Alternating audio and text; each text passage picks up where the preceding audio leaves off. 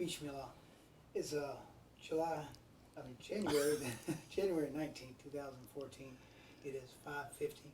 I'm in Houston, Texas with Mr. Wali Akbar Muhammad of the Brandon Collection. We've interviewed him previously, and he's been gracious to grant us some time to answer a few follow-up questions for the After Malcolm Research Collective and Digital Archive.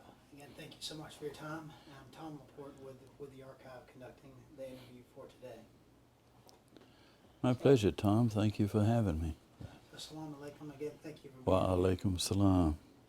First question is, there's this question of the very first temple in Atlanta, temple number 15.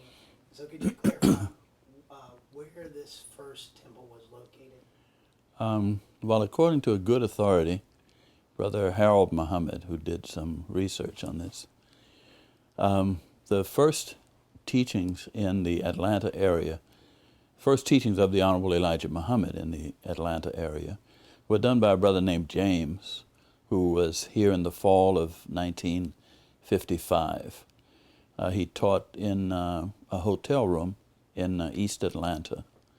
And after there were several believers, they were able to rent space in the Oddfellows Hall on Auburn Avenue. And they subsequently moved to Edgewood, and I don't remember the numbers, but I think it's 222 and a half Edgewood Avenue, if we have to correct those numbers. But the half is right. Okay. And then they moved from there to? From there, to the best of my knowledge, it was to the Bankhead location. And from the Bankhead location to what's presently now the university, or the W.D. Muhammad. It's not the high. Was it the high school is behind it now? But the W.D. Muhammad schools. Okay.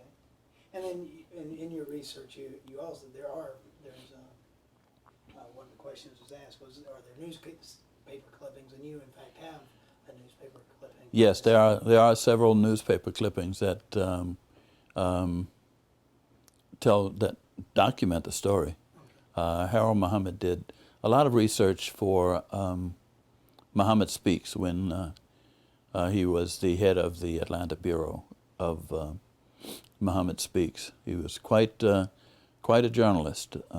He was well respected throughout the community as a whole, and people from all across Georgia would come to meet him at Pascal's restaurant. He would set up office in a corner of Pascal's restaurant, and people who had concerns, who had stories, would always manage to find him there. And he had a unique element about his soul that made him sensitive to issues of the African American people. And he was, by the grace of Allah, given the gift to be able to pen those emotions into his articles.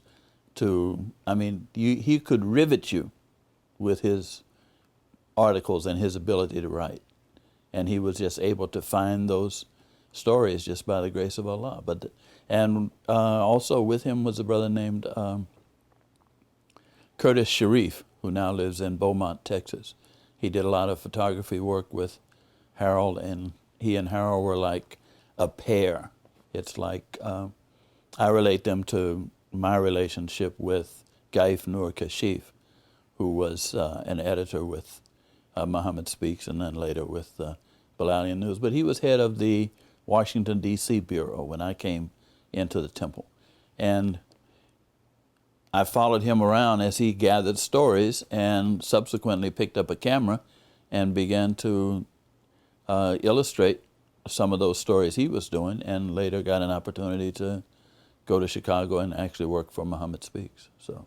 And I believe we have some Muhammad Speaks clip for sure about this temple 15 that you're going to let us use for the archive collection. I appreciate that. I believe there's another as well.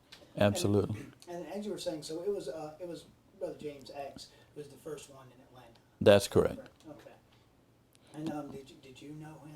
I did not know him, and oddly enough, I haven't talked to anybody. I haven't actually talked. Wait a minute. I think I did talk to Brother Sabir, who knew Brother James, but I'm not really certain. But he was here for a brief period. What happened in those days, in the 60s, is that brothers and sometimes sisters, because I recently found an article in which a sister described how she brought Islam, as taught by the Honorable Elijah Muhammad, to the state of Texas. It was one sister who heard something to do with the teaching, got in touch with the Honorable Elijah Muhammad, went back and forth from Chicago to Houston with messages or with information sufficient to start the temple here in Texas. So What number, do you know the number? I don't remember if it was Dallas. It might have been Dallas, because I think Dallas was before Houston. Okay. All right. Then ultimately, when in Atlanta, the last incarnation before they got the spot that is now the school, that was a Christian church. Is that a Baptist church? Is that correct? That was a church on Bankhead Highway. Okay. And it was a bit of controversy in that the pastor of the church put the church on the market because they needed to sell the church, and he wanted to relocate. The area was becoming increasingly, as they say, dark because of African Americans moving in, and they wanted to relocate. When the congregation found out that he was interested in selling to Elijah Muhammad or the Nation of Islam, the congregation revolted and demanded that he not do it. And the pastor, in essence, still sold the church. But I believe this was the first instance in which the church was sold to a lawyer or a law firm, and that law firm, acting on behalf of the Honorable Elijah Muhammad, purchased the church to give the pastor an opportunity to save face. And then the law firm just deeded the property over to the Honorable Elijah Muhammad. So this also had to be done, I believe, in Florida, where there was a similar kind of situation. What was happening was the FBI, in their efforts to diminish the influence of the Nation of Islam and other institutions that were giving rise to a sense of black dignity, black self-righteousness and decency, they would go in and they would raise concerns.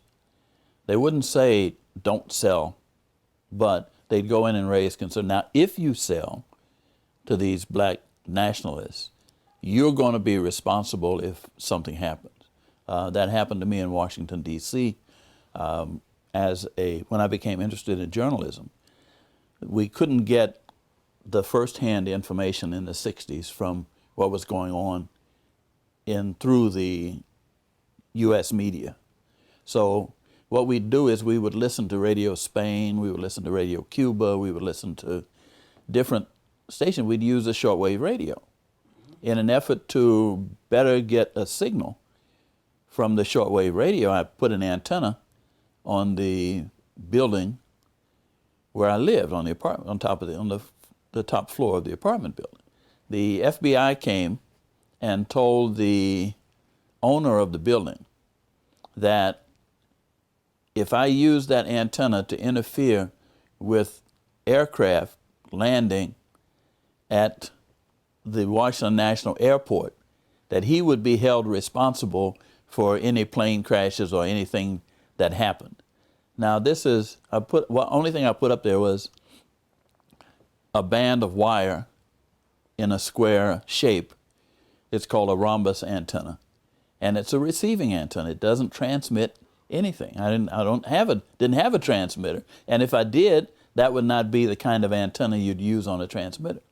But because of that, then the landlord came to me and he threatened to to revoke my lease. He was going to just take away my right to live in the apartment building. So ultimately, did you remove the antenna? I took that antenna down and put up a long wire, which worked almost as well, and he never knew the long wire was up there. Neither did the FBI, I guess. And along that same vein, like the FBI sort of stirring questions among community. Do you know in that property if there was any involvement from the Ku Klux Klan in terms of uprising? I never saw any. I never saw any information that the Klan was involved with that property. Okay. However, Dr. Abdul Alim Shabazz, who was a professor at Clark Atlanta University, when he accepted to become Muslim under Elijah Muhammad, then there was a cross burned in his yard, and he lived in the area of Pascal's Restaurant, which is not too far from the Bankhead. Okay. Another question that is still sort of on this same topic of placement of the temples. So the Atlanta Journal-Constitution reported that the original Auburn Avenue location was and I quote, little rat hole of a place, end quote, in a shared facility with the Klan. Do you know anything about that being true or otherwise? I haven't heard in my research of the Nation of Islam sharing any facilities with the Klan. Okay. Their description of a rat hole is, again, part of the journalistic swipes that the media took against the Nation of Islam all the time. They were spurred to a number of these attacks by information leaked from the FBI.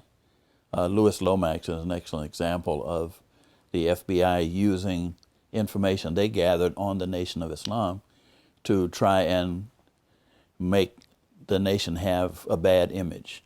He worked with, I can't call his name on the program, The Hate That Hate Produced. Yeah. And oddly enough, that was one of the programs that directed my attention to the Nation of Islam and gave me greater encouragement to want to become a part. Wow, okay. Also, Louis Lomax's book, which was written under the same guise, was the book that I didn't know the connection between the program and the book. But Louis Lomax's book, When the Word is Given, is an excellent example. That's the book that drew me into the Nation of Islam. Once I talked to Minister Benjamin, who lived in Deanwood outside of Washington, D.C., and got a good taste of how Muslims lived and carried on their life, I became more interested. I finally got a copy of Lomax's book, and I wound up appearing on the doorstep of 1519 4th Street in Washington, D.C. Okay. And what year was this? That would have been 1962, I believe. 62. Okay. And I think we've covered this question about how many locations and all that of the temple. Also, there's this question that the Bankhead Highway Temple was in a Klan area, sort of writ large, and that Malcolm had come to Atlanta and negotiated with the Klan prior to Elijah's speech in the 1960s so that it would not be disrupted by Klan demonstrations. Do you have any information about that? There was a threat by the Klan to disrupt any meeting that was planned by the Muslims here in Atlanta. And I believe it was Minister Jeremiah, it was the Supreme Captain, Raymond Sharif, and I don't know if Malcolm was present at the meeting or not, but there was a meeting by Muslim official or officials of the Nation of Islam with the Klan, and as the Muslims always did, were steadfast in their stance, and there was no disruption of the meeting. There was no obvious disruption by the Klan, but the meeting, there were attempts to keep the meeting from happening. The permits were canceled. The fire marshal limited the number of people who could enter the hall, and the ever resourceful Muslims found a way around that because the local black radio station broadcast the speech, and the Muslims went about purchasing and renting and borrowing all of the portable radios they could find. So even though they couldn't get into the hall, they were outside surrounding the building with portable radios that were playing or broadcast, that were in effect multimedia loudspeaker around the entire building so everybody could hear what was going on. They could hear the speech. Do you know if there are congregations, where people congregated in other places with the radios outside, other than just sort of outside of the Magnolia? I don't know, but I know that the idea was that when they got to the Magnolia Ballroom and couldn't get in and thought they were not going to be able to hear, then they began an effort so that everybody massed at the, they came from California, they came from New York, they came from Boston. I talked with a brother named Fred. I can't remember where he came from, but he explained how it was to travel in those days. Black folks couldn't stay at hotels and so forth. So you had to have your route planned out, and you had to have friends or relatives on the route where you could stop to bathe, to eat, to continue your trip. And I think it's Imam Bacha recalls coming from Chicago and getting off the bus and the open-armed reception that they received from the residents of Atlanta to allow them into their homes to change clothes, to bathe, to get ready for the meeting. So it was... He shared that with in interviews for this group as well. It was quite a reception, quite an experience, and I believe it was the only time that Elijah Muhammad spoke publicly in the state of Georgia. Yeah, that's all that we can find on record. And then just a follow-up question: the leadership that came down from the nation who came and met with Klan members, so they came to Atlanta to have this sort of pre-meeting. Is that best you understand, or was there core phone conversations, or? No, this was a face-to-face meeting with Klan members. Yeah, that's a really interesting thing in and of itself. And I think it was Minister Jeremiah who later attended a Klan. He actually attended a Klan meeting. Okay. I don't know if he was disguised as a Klansman. I can't remember, but I can't remember the details of it. But we used to tease him about it because he, see, what happens is the membership of the Nation of Islam under Elijah Muhammad is pictured as being thugs and lunatics and people from the radical fringe and so forth. But Minister Jeremiah was a U.S. Marine, a drill instructor. He was capable of taking care of himself under any circumstances. So his going secretly to a Klan meeting did not really put him at a disadvantage. He probably could have taken out the whole clavern or whatever they call themselves. All right. Another question. From your experience, I know you had an opportunity to kind of travel a good bit across the movement. Were the temples and congregations in the South terribly different from the ones that were in the North? Were their locations more conspicuous, one place more so than the other? Were they purposely constructed, that kind of thing? No, we did. The only building constructed by the Nation of Islam from the ground up that could technically be called a mosque was in Washington, D.C. That was Temple number 4, and it was built on 1519 4th Street, just off of New Jersey Avenue. And the construction was from the ground up. I believe there are some photographs of the initial meeting when I think it was Minister Farrakhan who introduced the Honorable Elijah Muhammad to the group. The Honorable Elijah Muhammad, I believe, did not speak or didn't make a speech, but made an extremely long prayer or dua Okay. when the building was first opened. Okay. And I believe they just celebrated their 50th anniversary of existence. What, last year or year before? So in both the regions, north and south, both were, in terms of getting spaces for temples, they both used what had been previous Christian churches They or other. Right. What basically happened was, like Elijah Muhammad did, a single individual would have heard the teachings. He would come into the city. He'd talk to people about what he had heard, and people would become anxious to hear more good things about the Negro, is the way the term went. And then there would a number of efforts started in barbershops, where you'd find somebody would come in, he would talk to the barber would accept to follow, then the barber would then speak to his customers while he was caring for them. In Chicago, they met from house to house. D.C., they met from house to house to start with. Milwaukee, I'm sure, would be a similar kind of arrangement. That's the way it started in Detroit. And then once the congregation or once the followers or the believers got to be a sufficient number, they couldn't fit in somebody's parlor or in a home, then they'd look for a place to rent. And normally it would be something like Oddfellows Hall or one of the Shriners Temples or one of those kind of places who would not be opposed.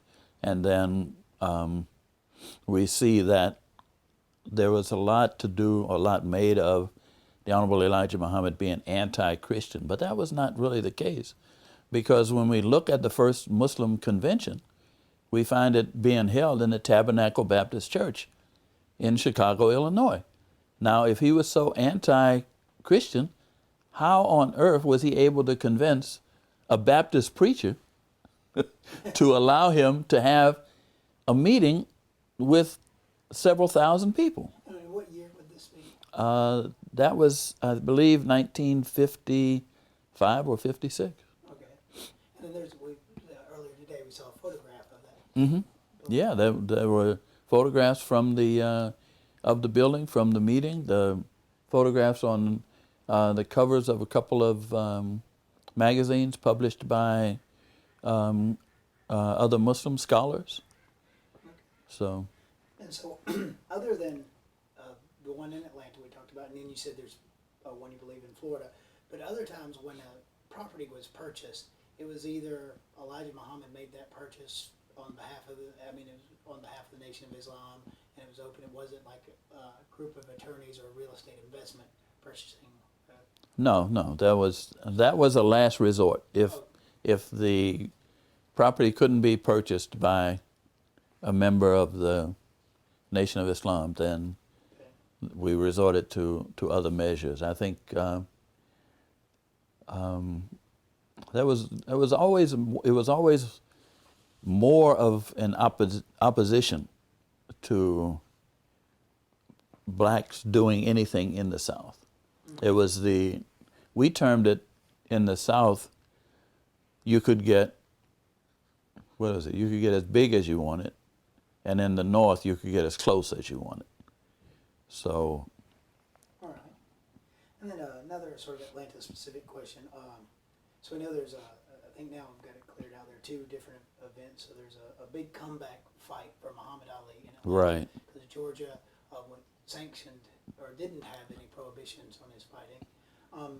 And then then there's another an event where he comes to Atlanta, and then Mayor Maynard Jackson is in the ring doing photographs and some other stuff. Can you tell us anything about either one or both of those events? Well, when the Boxing Commission in Georgia was approached for a license, they granted Muhammad Ali a license to fight, and this was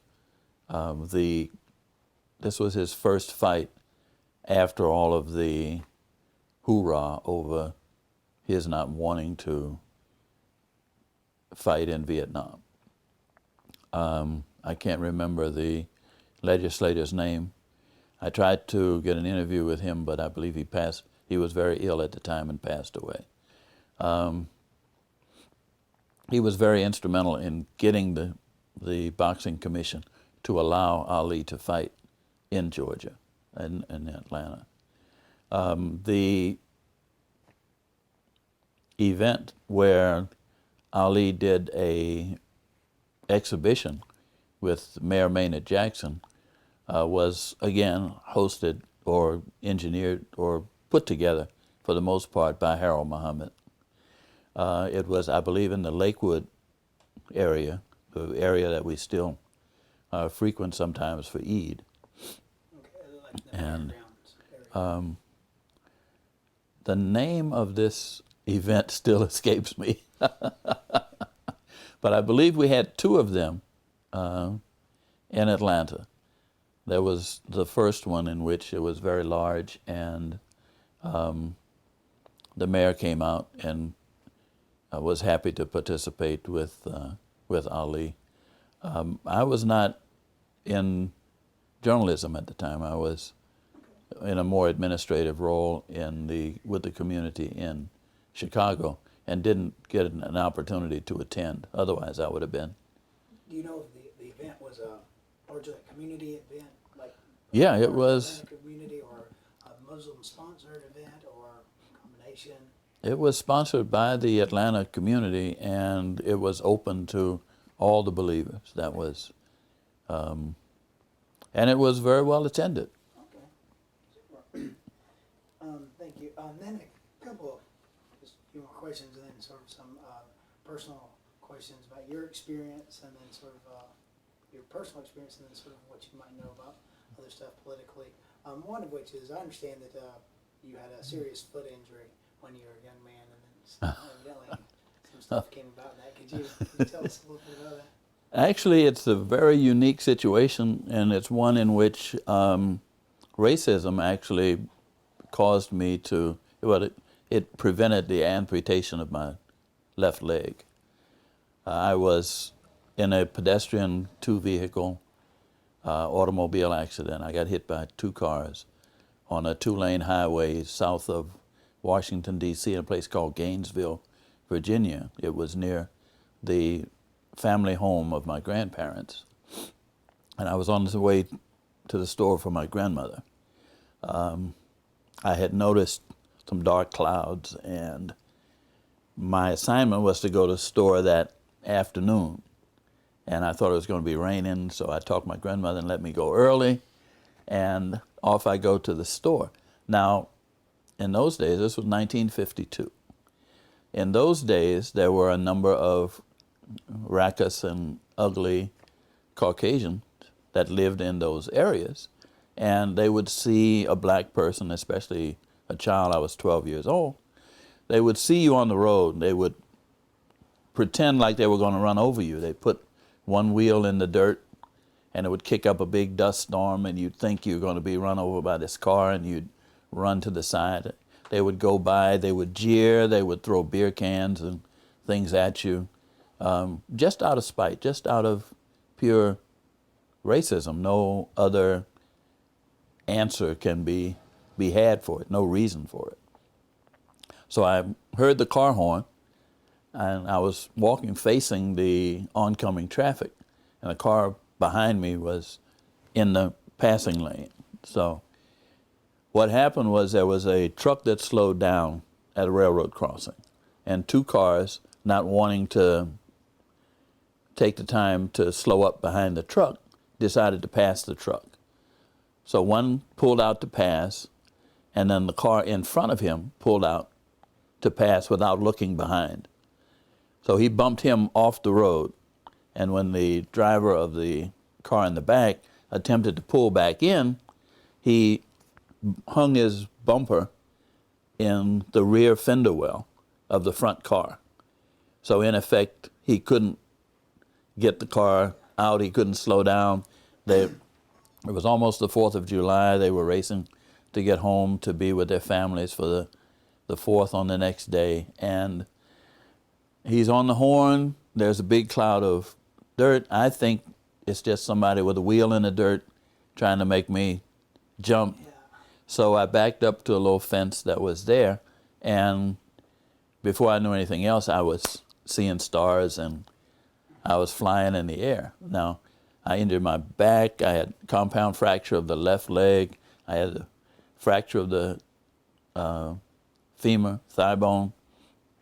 And because of the jeans that I had on, the swelling of the thigh caused the jeans to act as a tourniquet.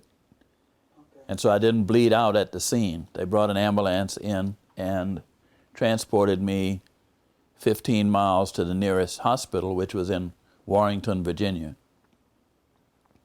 What happened there was that we got to Warrenton, and I'm on the gurney in the hospital, and there's a disturbance in the operating room.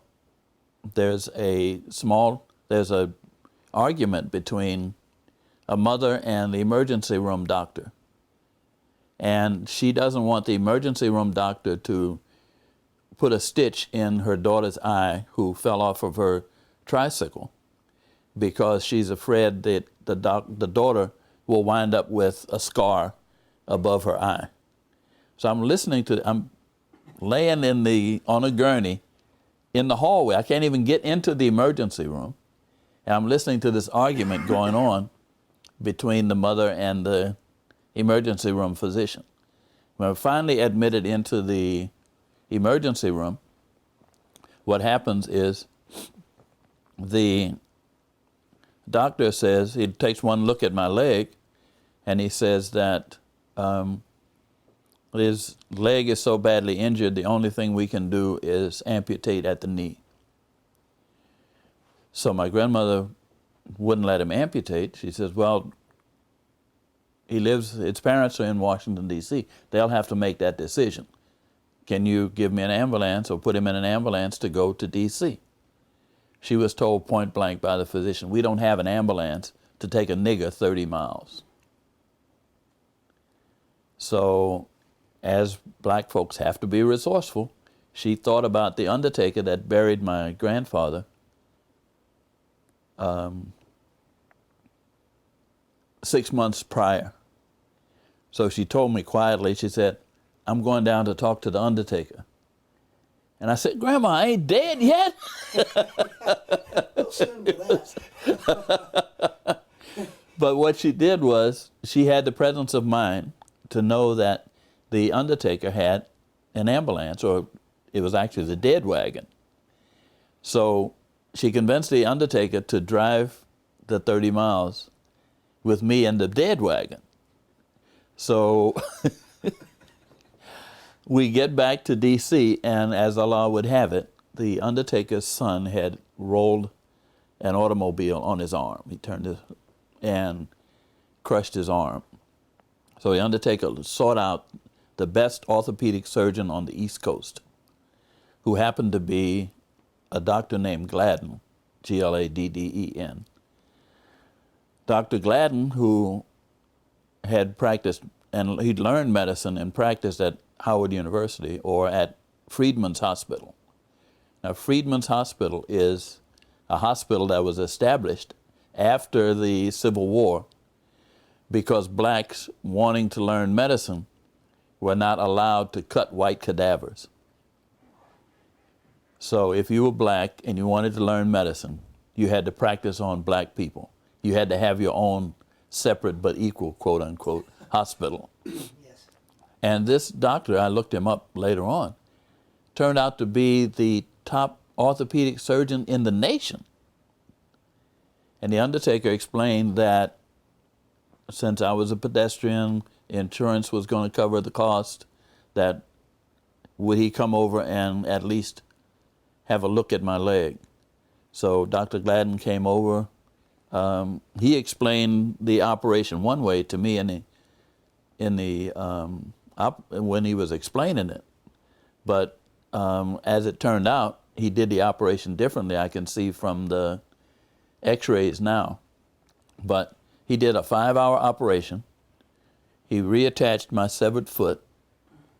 He didn't because the damage was so extensive to my leg, he said he didn't have to cut anymore. All he did was perform the operation and stitch my leg up. He actually put 6 machine screws into a metal bar along the side of my leg. And then for the next 8 months, I was in a cast from my armpits to my toes. And when he took that cast off, he said, okay, I can sleep at night now because I know I won't have to amputate. He said, but if your body had not reestablished the circulation in your foot and leg, then we would have had to amputate anyway. So by the grace of Allah, it was racism at that hospital denying me an ambulance that caused me to be in the company of the undertaker who by the grace of Allah introduced us to the best orthopedic surgeon in the United States. It was a tremendous So series of events. Wow, thank you for sharing that. Two other questions for you. One of which is just a real quick question we were talking about earlier today, and I just wanted to sort of follow up on that. In Atlanta in the late 70s, very beginning in the 80s, when there's the missing and murdered children, terrible situation that was going on in town, you were telling me about how the newspaper responded to that. And was it the Balalian News? it was Balalian News, yes. And what we did, at that time I was working as an assistant editor under, I believe, Gaif Nur Kashif. And I suggested that out of respect for the missing and murdered children, that we run the masthead or the banner on the front page in black until we had some closure for that matter. And so you guys did that. And we did that for months. Yeah, we did that for months. And then last personal question, could you just tell us a little bit about your high school experience? Okay.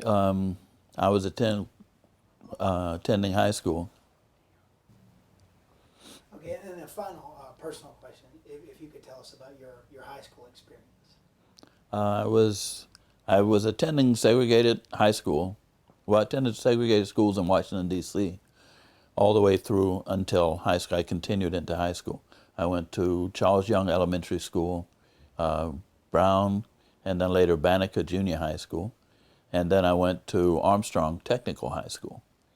I was just getting finished with the accident we discussed earlier. Yes. When it was time to go to high school, 1954. So I started at Armstrong, and the Supreme Court decision in 1954, Brown versus Board of Education, determined that separate but equal was not really equal, and that schools should be desegregated. Washington, D.C., being a federal municipality, didn't have a governor or anybody else to object. So they had from May until September to put into effect a desegregation program. I was one of the first 20 or so students in Washington, D.C. to go from Armstrong Technical High School to McKinley Technical High School, and in effect desegregate the high school at McKinley. So Was that your first year in high school? that was my that was my second second year in year high school? in. And to be honest, at Armstrong we had a great facility, and Armstrong is where I learned lithography, and that was what allowed me to go to work at Muhammad Speaks. However, there were only like 4 courses of study at Armstrong. You could be a janitor, you could be an automobile mechanic, you could go into printing or lithography because you could get a job at the Treasury Department working on the presses that do the money. And I forget what the other one was. Oh, custodial services. So that was the limit of technical training that you could get. When I went to McKinley, it was as different as night and day. I actually flew a link trainer aircraft for 200 hours before I left McKinley High School. I took aviation, I took meteorology, I took radio, I took electronics. I did all the sciences. We actually created a radio station on campus that could broadcast during lunchtime, our own on-campus radio station. We didn't have any real problems in terms of racial animosities to start with, because the majority of the students there were about education and were of a better class of people. About 2 or 3 months into the semester, they went for open enrollment, and some of the local African Americans from the neighborhood were able to attend. The number of African Americans attending increased significantly, and some of the Caucasian students took exception to that. And we had some friction between the students. And then the black kids were allowed to go home early. And the following day, that Friday, we came back to school, the white kids were boycotting. And then they decided to march to the White House, and they marched down to the White House. And what happened after that was the better class of families that had children at McKinley decided to take their children out and send them to suburban schools. And then we didn't have school for a couple of days. And then when we started school up again, we didn't have the same quality of Caucasian students as we had in the beginning. So we didn't have a lot of friction, but we had more friction. We had more, initially it was like one African American to a classroom. My English teacher was the most unique person, the most unique teacher that I had. She was amazed that she had an African American student in her class that could actually read Shakespeare. She would invite other teachers into the classroom and call me up front to read. So it was like, excuse me. So. All right, thank you for that. And then final question for the evening is just based on your experience, personal experience and professional experience. What can you tell us about the collaboration of African American Muslims with government in Atlanta in particular, and then sort of at state levels, county levels, national level in general? Well, we had an organization in Atlanta called MAPAC, Muslim American Political Action Committee, headed up by Iastria Sabir. And we had marvelous interaction between state, national, local. But as far as I can remember, the Muslim community always had interaction with elected officials. Even in Washington, D.C., when I came in the 60s, the captain, Brother Quentin RX, I would accompany him to the Capitol. We'd go in and out of the offices of the elected officials. The black elected officials were happy to see us. In Atlanta, we had really good we'd hold town hall meetings prior to elections. We'd get very good cooperation from the candidates who would come out to be questioned by not only members of the Muslim community, because the town hall meetings we had were not limited to the Muslim audience. We would have them open, we'd have open audience. So we'd have Muslims who had their concerns to express, but we'd have other community members. We were able to do a lot of work in terms of helping individuals with problems. We would have, I can't remember the name of the company, but there was a large company there that had a number of Muslims from Somalia that worked there who wanted the opportunity to pray during working hours, or they wanted a facility to pray, and they wanted the prayer times to be recognized.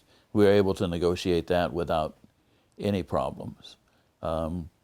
So we've had a number of elected officials such as Donzella James, who has been very instrumental in assisting the Muslim community with proclamations from, even one from the governor for Eid. I think that was the, can't remember which year, but that was the year we had the